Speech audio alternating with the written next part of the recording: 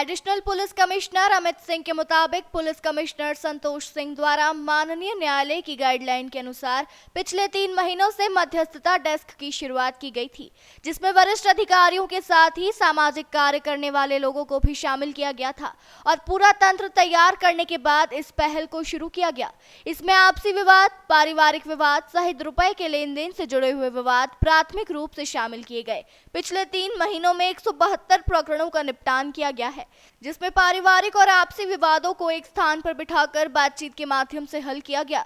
साथ ही पारिवारिक विवाद से जुड़े हुए मामले भी इसी तरह से हल किए गए हैं। इस मामले में रुपए के लेन देन से जुड़े मामले भी शामिल किए गए थे, जिसमें प्रॉपर्टी से लेकर चेक बाउंस और ऐसे कई मामले थे जिनमें रुपए ले लिए लेकिन फरियादी को लौटाए नहीं।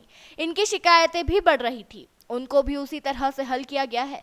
रुपए लेने वाले और देने वाले दोनों को एक टेबल पर बिठाया गया और उनकी भी बातचीत के माध्यम से विवाद को हल किया गया, जिसमें कुल 1 करोड़ 25 लाख रुपए की राशि दिलवाई गई है, जो कि काफी बड़ा आंकड़ा है। आने वाले दिनों में इसके लिए अलग से तंत्र और मजबूत बनाया जा रहा है, जो भी मध्यस्थता केंद्र के रूप में काम करेगा। उसके लिए अलग से रूम रहेंगे, जहां पर प्रतिदिन काउंसलिंग के माध्यम से इन विवादों को हल किया जाएगा। ये 1 दिन या 1 महीने या 3 महीने चलने वाला कार्य नहीं है, यह निरंतर चलने वाला एक पायलट प्रोजेक्ट के रूप में कार्य है, जिसकी पूरी रूपरेखा माननीय न्यायालय की गाइडलाइन के अनुसार ही तय की गई है। साथ ही ऐसी कई संस्थाएं भी हैं जो इसकी मॉनिटरिंग करती हैं।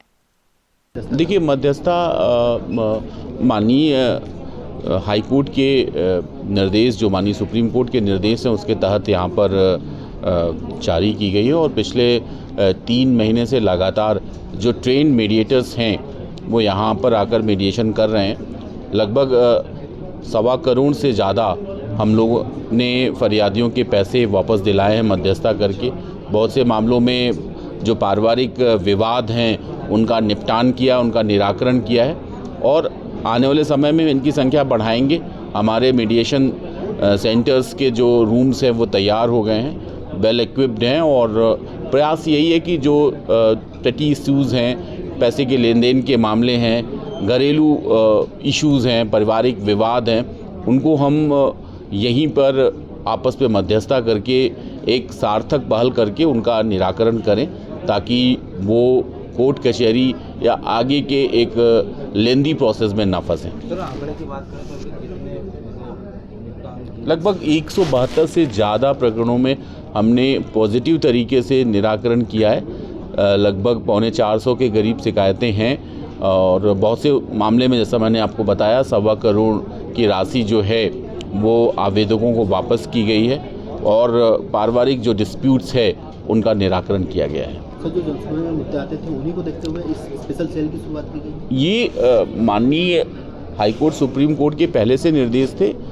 सीपी साहब के आने के बाद सीपी साहब ने इसमें पहल की और बाकायदा उसका सिस्टम इस्टेब्लिश किया। हमारा जो पुलिस का महकमा है वो कोऑर्डिनेट कर रहा है, पूरा एक टीम है जो पूरी तरीके से इस पे डेडिकेटेड है। उद्देश्य बहुत ही स्पष्ट है कि हम इंस्टेंट जस्टिस लोगों को मध्यस्थता के माध्यम से दिलाएं। यही हमारा भी उद्देश्य है और यही न्यायपालिका का भी उद्देश्य है। मध्य प्रदेश में पहली बार इंदौर पुलिस कमिश्नर में इस तरह से मध्यस्थता सेल की शुरुआत हुई है। आने वाले दिनों में कई और जगहों पर देखने को मिल सकती है। देखिए, ये एक पायलट प्रोजेक्ट है जो सीपी साहब के नेतृत्व में इंदौर में चलाया गया है। उद्देश्य बहुत ही स्पष्ट है कि हमारा बोझ और न्यायपालिका का बोझ कम किया जाए।